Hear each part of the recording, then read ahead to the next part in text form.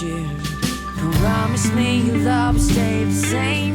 Take this heart and never leave again. Will you be there? Basically, Baby, don't ever partial swear. contract with Chng. It's not a partial contract, it's a full contract, but the terms are quite flexible and all that. So basically, I was recording with them.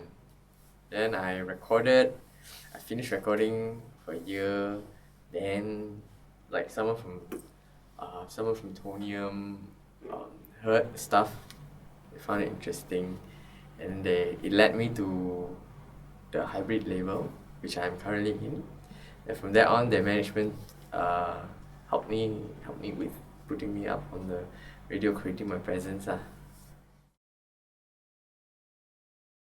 Okay, there were some influences lah. Basically, the people I hear, the music I heard, back then, I find it very interesting and stuff. But it's more of also a gap that I wanted to fill for myself. More of a musical gap, because you see, I'm a melody candy addict. Basically, I like catchy tunes. Catchy tunes, I'm like, wow, I hear it and then, wow, shocked already. So what happens is songs on the radio, I hear, like they're almost there but not there, that kind of, they have the melody tune that almost there. So I wanted to feel that gap. How come this song, if they to sing it this way, then boleh lah, then it can really hit the spot, It's like you eat something, it's like, it's not spicy. If it's more spicy enough, then dapat lah, you got the kick there. So what I did was I went home. It's like actually being a chef. Yeah. So you cook something, you try something. It's not good enough, you add a bit of salt, you add a bit. So for me, songwriting is like that. I go home, okay, this song maybe I heard on the radio does not sound as good as I wanted it to be. So let me try something on my own. So I added a little bit of this melody, how it went, the chorus maybe go up slightly. So that's where I started writing music. I wanted to fill that gap lah, basically, in the soul kind of thing. Not really. I hope I could. Because if I could, you see. So because I watched so many movies, I'm this science fiction guy. Space science fiction. If I can be an astronaut, I wanted to be an astronaut. I want to work for NASA, but apparently that's not what I'm engineered to be lah. What inspired? There are a lot throughout my years. One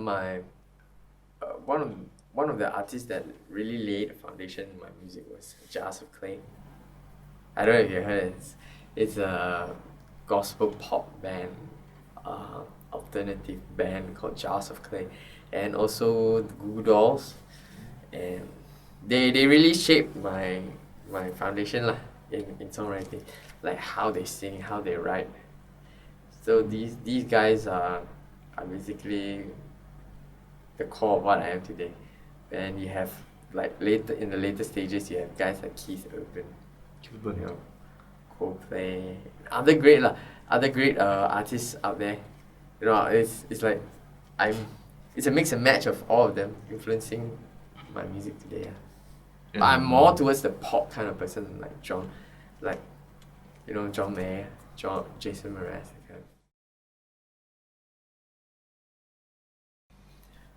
I just thought, okay, I want to write a song. Just make it a point to write a song. So I just sit down, think of just try some few chord progressions, think of a melody, But these days, I find it unfulfilling to write it that way, because if I write it that way, it means songs are just songs, with melodies. It's just a skeleton. So right now, these days, when I write a song, I try to write it with a meaning, with a message in it. So when I have a thought in my head, like experiences in my life, I go through experiences in my life. I was working and suddenly I I felt like, wow, everyone's throwing me this work, this job. Got to do it alone. Everyone left me. So I have this inspiration, you call it, so-called writing inspiration, to write a song that coincides with this experience. So then I thought about it. Okay, then I sit down, and then I start shaping the words together with the melody as well. So that's more meaningful for me. So you compose based on emotions. And experiences. Emotions, experiences, and even dreams. Dreams? Yeah. One of my songs, I think, I would say, on Wednesdays, it was from a dream, an afternoon nap, I think I was having. Then I dreamt that I was this guy working in the army, but I only have my Wednesdays off, so I can go out and just do anything I want on Wednesdays lah. So on Wednesdays I go out to this diner, then so happened I saw this girl. So these are all from dreams as well.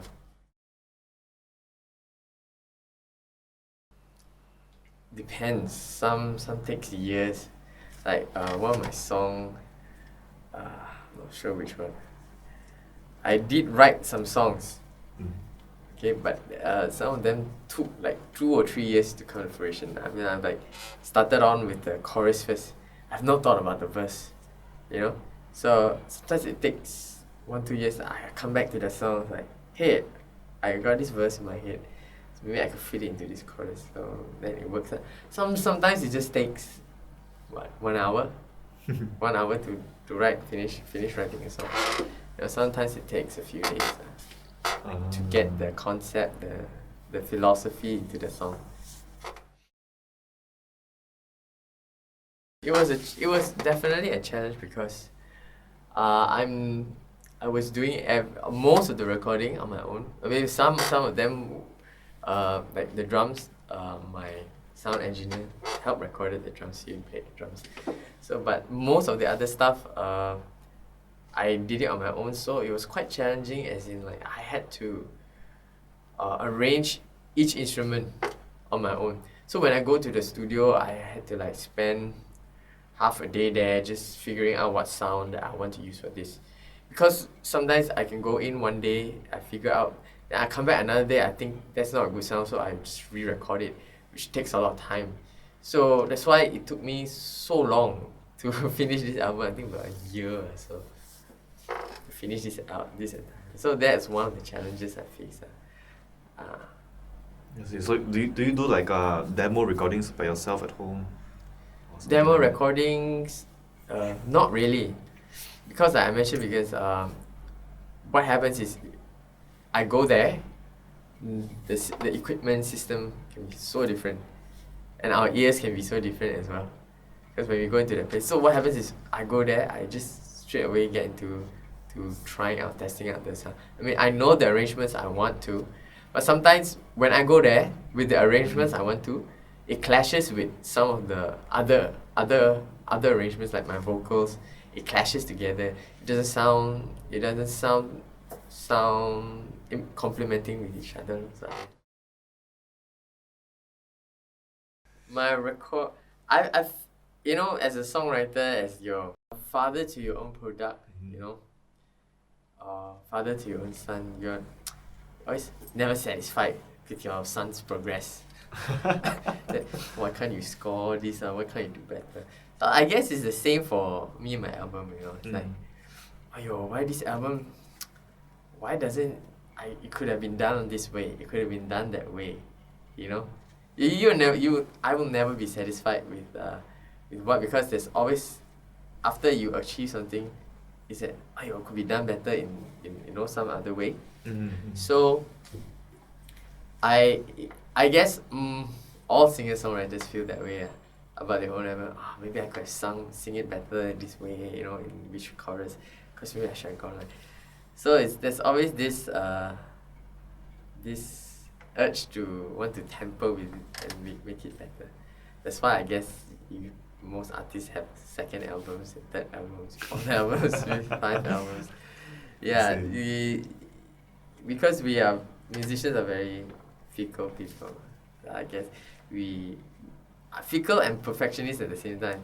So, you know, when you get both of these things together, you just keep going on and going on until 5 years or so, you never finish an album. So you have to draw a line and say, okay lah, this is it lah. I accept this. So you just go on with it and just start working on the next album. I felt like lost lah. You know, it's like you get buang kerja, then suddenly your income, you know, you don't have a steady income. So used to that 9 to 5 income that comes in every month. This one is a little bit more adventurous, I would say.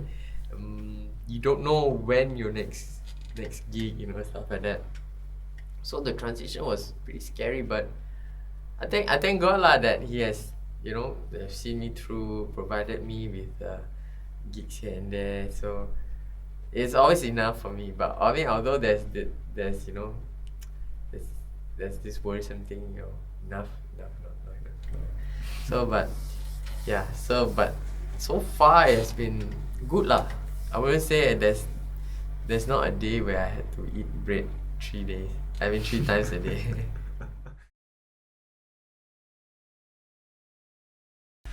My staple would be my Martin guitar. My Martin guitar is it is my signature sound on the guitar. It's mellow. It has a mellow ring. You know, that warm sound to it. So it's my favorite guitar among the rest of the guitars, and that guitar has played in most of my recordings in the studio. In fact, I think all. Yeah, you can hear the Martin guitar there. And all the recordings. So the sound in the album is your guitar? Yeah, that's right. I see. And then I will use my harmonizer as well. Harmonizer? Yeah, I got a harmonizer. Just click on it and it harmonizes the sound. I see, but you didn't use it in the album, or do you? No. It's for live? They are mostly live lah. For me, it's as when I started off emulating, you know, like other songwriters in the industry, in the pop industry, in the music industry. So I would say, you know, it's best to be inspired by your own voice, by your own style. But how do you know what your own style is where you have to discover it yourself. You have to explore. Yeah. Basically, you know, as I started, I listened to a lot of music, but as I progressed on, like, into my musical maturity, I tried to listen to my own try to find my own voice, my own style, my own way, my own function, and that's the best lah, I feel, because no one else can take that away from you. There will be 100 Taylor Swifts out there trying to be like Taylor Swift, you know, but if you find their own voice, they find your unique style of writing, then nobody else can take that away from you, and you will be unique. Yeah, you'll be the unique you. So just keep on writing, just keep on discovering. I mean, even until today, I cannot say I've discovered 100% of my style. I mean, I'm not even at 50%. I'm thinking like 30 to 40%. So if I can find that my own, because we are so bombarded with a lot of music these days, you know, you touch the note and you almost sound like this guy. You touch the note. So it's good that if you can find that your own voice in your songwriting, then it's I would say the perfect way, but it would be the ideal road lah to songwriting.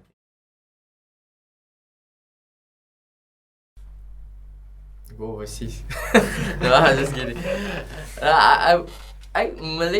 Malaysian music is growing, okay, but it's not growing as well and as fast as we want it to be, okay, because of the listeners, you know, I mean, the population in Malaysia, we're so used to, we're pampered with music from outside, outside of Malaysia, and whenever we hear local music, must be some subpar kind of standard lah. But yeah, but like how for them to go from there is, I would think, social media. You tap on social media like YouTube and all that. So once you tap that, the internet is such a wonderful thing, as in like it breaks all borders. You are not known as which country you're from, really. Basically, they just know you for who you are. From the internet. They say, oh, you're from Malaysia. They don't know, ma. So I would say you just put yourself out there on the internet. Just keep trying, keep getting noticed by people, and that will break all borders, basically. So So networking is important. You need to know people. Definitely. Networking, creating presence, your presence, not only in Malaysia but throughout the world. In fact, you have to, even though you're a shy person, you have to come to that if you want to be in this line, industry. You have to link up. You have to know people, because basically, I mean, it does not even apply to Malaysia. It applies to every other place in the world. You have to know people. You have to get the right connections, because although how good you can be, if you're in a room and you don't bring yourself out, nobody knows you. You're just gonna be there. You're just gonna be stagnant. Although how good you are, unless somebody notices you, what are the chances of having some big guy notice your stuff? It's a very rare chance. And even if they were to notice you on the day, sometimes you might not do very well. That day you might be sick, or you just don't have the mood to perform as well as. So, the chances are very rare. So you just have to push yourself out there. That's my advice to young aspiring songwriters, musicians as well. To just push yourself out there. Even I'm not really pushing myself out there as much as I want or I can do. So, which I have to tell myself this message. Of course, as musicians, we are very insecure people. We like, because we compare. We like to compare, basically, not only our music, but by our Status. our not really status, but more of Skills. skills lah. Like, whether we like to say it or not, but it's a natural thing. It's because we musicians, we capture and put it into memory, all these things, So, and we, what do you call that? Unconsciously we compare. But when I see my friends, sometimes I like, oh, this guy, wow, he's a doctor, he's so established, that guy, he's so established, and I wish I can be like that. But I don't think I ever once regretted my decision to come into this line, because it's a passion, following my passion, and I'm very happy, when these people that I, like, wow, when these people that I thought, not they are established. These people, when I think they come to me and then they said, wow, Daniel, you're doing such a great job, you are so, you are doing what you like, and I really respect this, And when I hear that from them, I feel that, okay, I have no regrets. I really have no regrets at coming to this. And they really support me as well. They really believe in what I do. That gives me the encouragement. At first I thought, they're all so clever. They're more clever than me. I'm a struggling artist. Comparison wall. But to them, it's they really like what I do. They really, they think my lifestyle is glamour. I guess on their end of the on the spectrum, on the end of the spectrum, they think, wow, I must have a glamorous life, being so famous and all that. But I think it's just a different side of life lah. For me, I think they are, different spectrum of life. So they have a different perspective of what I do, and I have a different perspective of what I do. But at the end of the day, as long as I follow my passion and do what I want, yeah, I'm happy. I'm happy that they are happy for me. I'm happy that I'm doing this right now. So I have no regrets, no qualms, no. Well, of course, I do sometimes feel like maybe 9 to 5 job is the way to go. Yeah. Yeah, definitely to travel the world, to go to UK, to experience, because I think traveling gives it changes a person's perspective, not only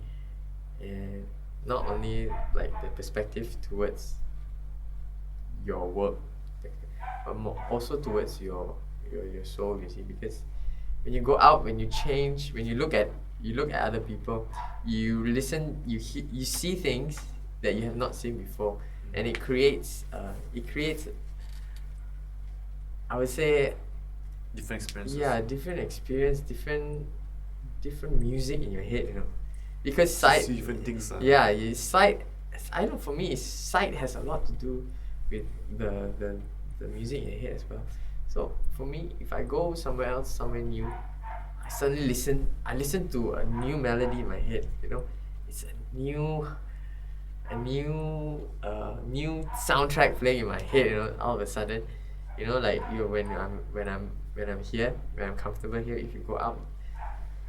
So it's that experience that I want to listen to. I want to continue to create more music, more experiences like that.